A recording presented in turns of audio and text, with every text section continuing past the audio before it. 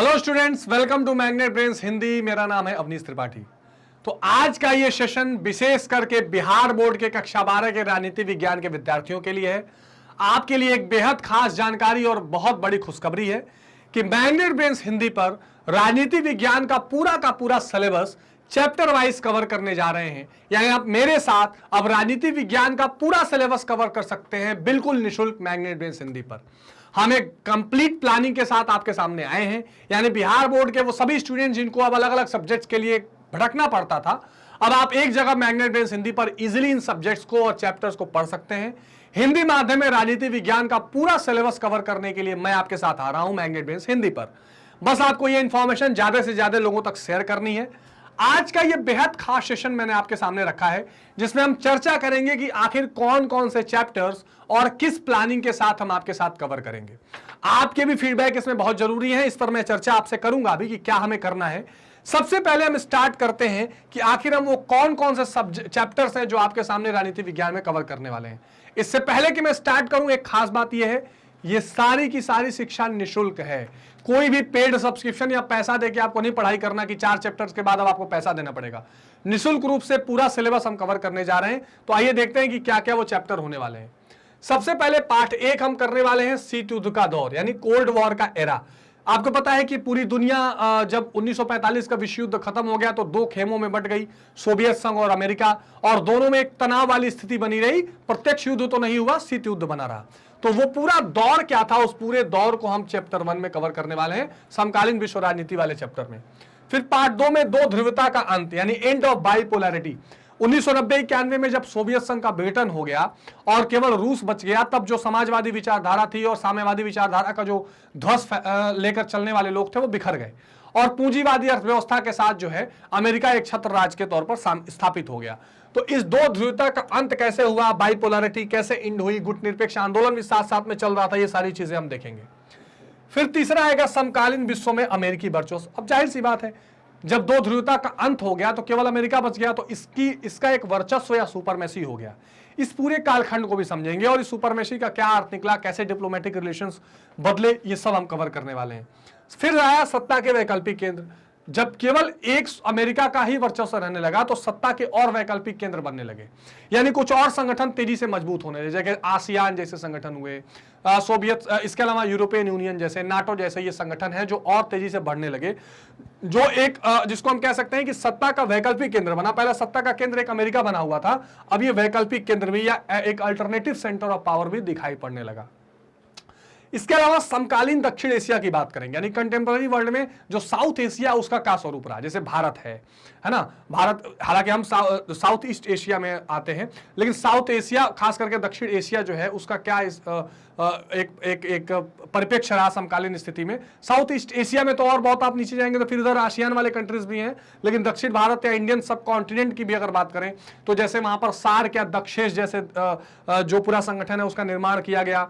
उस निर्माण में भारत, श्रीलंका, बांग्लादेश, भूटान है ना, पाकिस्तान, नेपाल, इन देशों की क्या भूमिका रही और दक्षिण एशिया कैसे चल रहा था, ये सारी चीजें देखेंगे। तो ये भी एक इंपॉर्टेंट पार्ट है, ठीक है।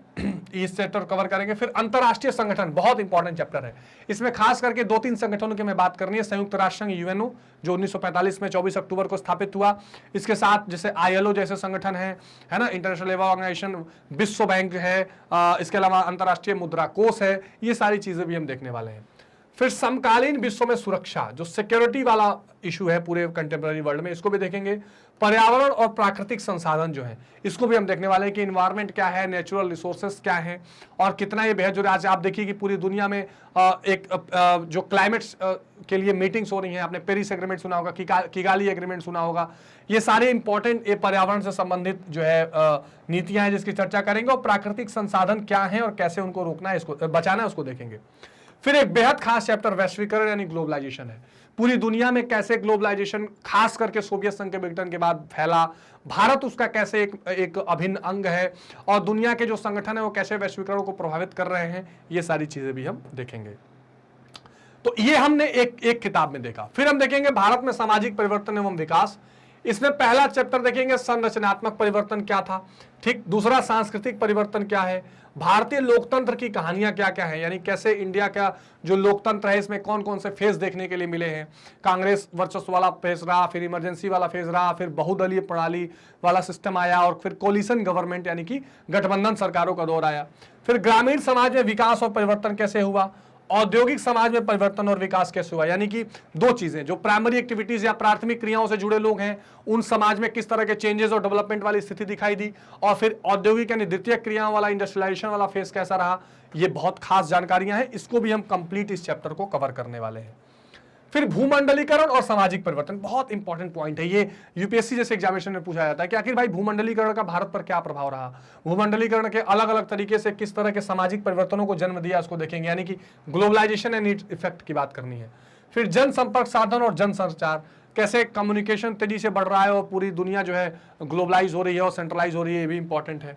सामाजिक आंदोलन, ये भी इंपॉर्टेंट है कि कैसे एक सोशल मूवमेंट्स चले, जेपी जैसे मूवमेंट हैं, और पर्यावरण को बचाने के सामाजिक आंदोलन है, बहुत सारे सामाजिक आंदोलन भारत की राजनीति में देखे गए, उसकी चर्चा भी हम डिटेल में करने वाले हैं। अब आते हैं इस पार्ट में कि हम ये सारे चैप्टर आपके बिहार बोर्ड के कवर करेंगे डिटेल में कैसे। एक तो दो तीन चीजें इंपॉर्टेंट है, एक one shot topic wise MCQ question and answer, NCERT के भी कवर कर लेंगे क्वेश्चन आंसर, ठीक है। एक तो ये इंपॉर्टेंट है कि सभी चैप्टर जो आपने देखे उसको हम छोटे छोटे टॉपिक में डिवाइड करेंगे और टॉपिक वाइज उन चीजों को हम कवर करेंगे। एक तो बिहार बोर्ड के लिए इंपॉर्टेंट है। दूसरा, उन सभी चैप्टर को वन शॉट भी एक बार कवर करेंगे ताकि आप कभी भी उससे उसका पूरा रिवीजन कर सकें एक बार में पूरी वीडियो बनाकर। तीसरा, हम हर चैप्टर को कुछ इंपॉर्टेंट 20-25 एमसीक्यूज में डिवाइड करेंगे, जिन एमसीक्यूज को आप प्रैक्टिस हमारे साथ करेंगे ताकि आपको वो पूरा चैप्टर के फैक्चुअल इंफॉर्मेशन कवर हो जाए। फिर जितने क्वेश्चंस हैं किताब के पीछे उसके मॉडल आंसर में प्रोवाइड करूंगा आपको, उसको डिस्कस करेंगे, एनसीईआरटी क्वेश्चंस भी करेंगे, इसके अलावा प्रीवियस ईयर क्वेश्चन और सैंपल पेपर भी करेंगे। तो ये पूरी भूमिका रहेगी इस पूरे सिलेबस को कवर करने में। अब आता है नंबर आपका। अब आप फीडबैक में खुद बताइए कि आप किस तरीके से और क्या चाहते हैं राजनीति विज्ञान के सिलेबस को लेके, कुछ और एक्टिविटी या कुछ और तरीके से अगर आप चाहते हो कि इस तरह से पॉइंट को कवर किया जाए, टॉपिक को कवर किया जाए, तो वो कमेंट सेक्शन में आप जरूर बताइए। बिहार बोर्ड के लिए खास ये सीरीज शुरू की जा रही है, इसको लेकर आपके विचार क्या है आप इसको जरूर बताइए और लोगों तक इसको जरूर शेयर करिए। एक खास जानकारी मुझे आपके साथ और शेयर करनी है कि मैग्नेट ब्रेन्स की अपनी वेबसाइट भी है, magnetbrains.com। इस वेबसाइट पर आकर आप क्या कर सकते हैं, लेट सपोज अगर आपने CBSE Hindi medium 7 to 12 select किया तो वहां आप मेरे साथ अर्थशास्त्र, भूगोल, इतिहास और राजनीति विज्ञान जैसे महत्वपूर्ण विषयों की पढ़ाई कर सकते हैं। और इनके साथ साथ आपको क्या क्या मिल जाएगा, ये सारी चीजें जो मैंने आपको बताई हैं बिल्कुल 100% मुफ्त मिलने वाली हैं, कहीं कोई पेड सब्सक्रिप्शन नहीं लगने वाला है।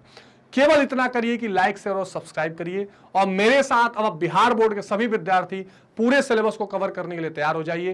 पूरा डिटेल में हम सिलेबस को कवर करने वाले हैं, एक एक पॉइंट, एक एक टॉपिक, एक एक चैप्टर को कवर करने वाले हैं। तो मिलते हैं अब आने वाली क्लासेस में और कवर करते हैं सारे चैप्टर्स को। तब तक अपना बहुत ध्यान रखिए, कमेंट सेक्शन में अपना फीडबैक जरूर बताइए। Take care, bye bye.